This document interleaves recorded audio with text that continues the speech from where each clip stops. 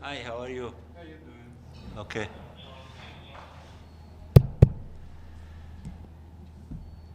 I think, as you know, that the open segment of the Security Council has concluded, and members of the Security Council went to the consultation chamber to, I suppose, ask questions of Mr. Tor Wensland. One can make the observation that Tor Wensland and almost all speakers agreed on conveying a very bleak picture of the situation in the occupied Palestinian territory, including East Jerusalem. And reports of the UN, the OCHA reports, concluded, which many speakers referred to that the year 2022 is the bloodiest year against Palestinians in the occupied West Bank, including East Jerusalem.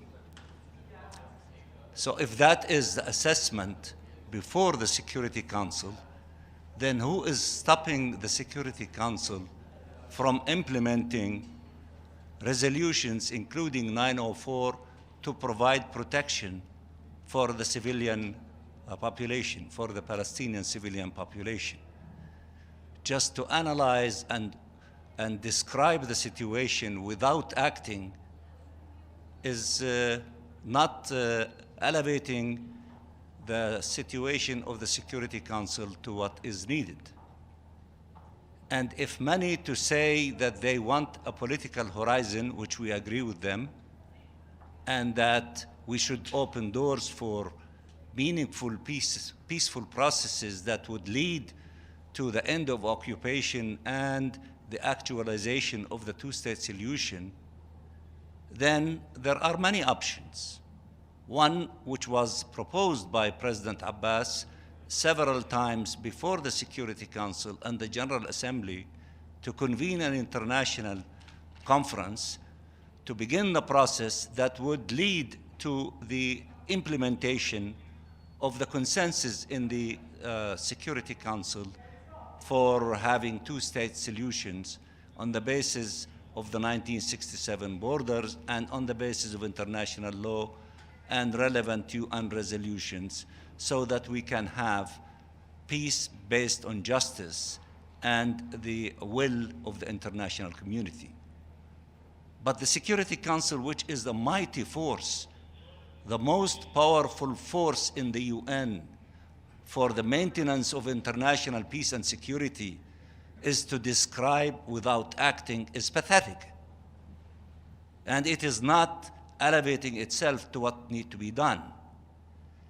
We, the victims, the Palestinians, every time we try to urge them to act on the basis of their resolutions and international law, and they don't act.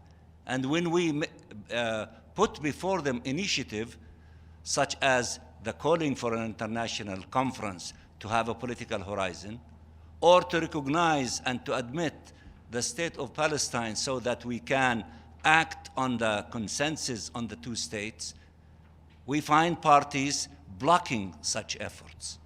But yet they reiterate, we are committed to the two-state solution.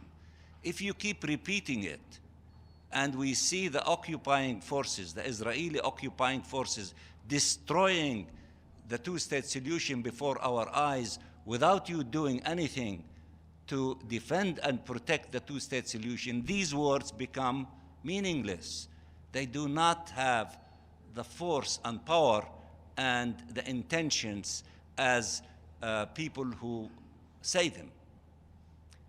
Now, of course, the big elephant in the room, which they did not refer to it, is why is this year the bloodiest?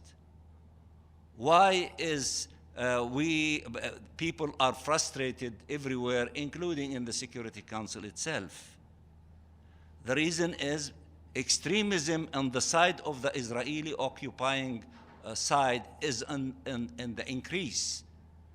Because when you have the largest number of Palestinian civilians killed in the West Bank and East Jerusalem since 2005, it is as a result of the increase of extremism on the Israeli side, whether the settler extremism, settler terrorism, or the forces that won the election in Israel itself, including fascists, who will be, once we see the results of the formation of the new Israeli government, there will be fascists holding cabinet positions in the Israeli side, which means that this extremism and this increase of the attacks against the Palestinian people will increase.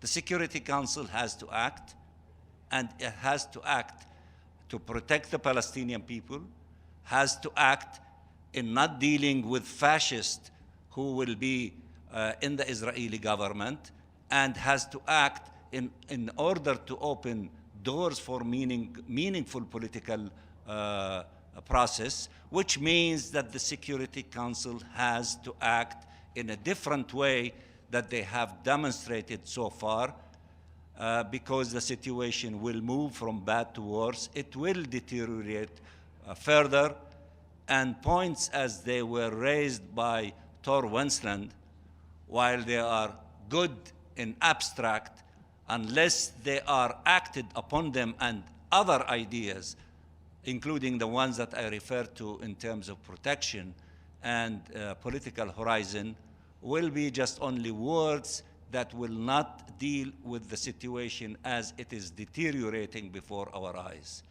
It is a very bleak situation, but our people will not surrender, will not raise white flags, will defend their rights, will defend themselves, and will continue their march to put an end to this occupation, to this system of discrimination, to this apartheid that we are living under, and to enjoy freedom and dignity in our own free and independent state of Palestine, contiguous, sovereign, as there is global consensus on these things. I am terribly sorry to share these things with you on the eve of moving into the holiday, but this is the reaction of the Palestinian side. There are more than one Palestinian leader saying that there will be some changes to the strategies and the tactics deployed by the Palestinian leadership in order to protect our national rights, and in order to protect our people, and to protect the attainment of the inalienable rights of the Palestinian people. I don't think that there is need for questions. One question. When, Ambassador, thank you. Tissam Azim, Al Arabi Al Jadid newspaper. You talk about strategies that the Palestinian Authority and Palestinian people are are planning to have. Could you explain more, given the fact that you are going to face a very, as you said, also a fascist government in which there are Kahanists, settlers, etc. So what are these steps that you're talking about? Thank you. Well, one of these steps that we have undertaking is taking the entire component of the question of Palestine and occupation and the essence of the system that we live under occupation. We're taking that to the International Court of Justice. That is one step in that direction, but we will be exploring and studying further the details of this potential new Israeli government and its platform and its individuals, and what they will be doing to the Palestinian people, to resort to further steps that the Palestinian leadership and the Palestinian people will agree to. But we will not accept to be as paralyzed as we've seen in the Security Council. It is our duty to keep coming up with creative ideas in order, and these are peaceful ideas, legal ideas, political ideas, and diplomatic ideas, to defend ourselves in this compound in the United Nations, Of course, the leadership and our people will take the necessary steps and the strategies and the tactics as it relates to the life and defending our people in the occupied territory, including East Jerusalem. Thank you. Ambassador, why is the United States not supporting Navi Pillai's Commission of Inquiry? Well, this is a good question to ask the representative of the United States.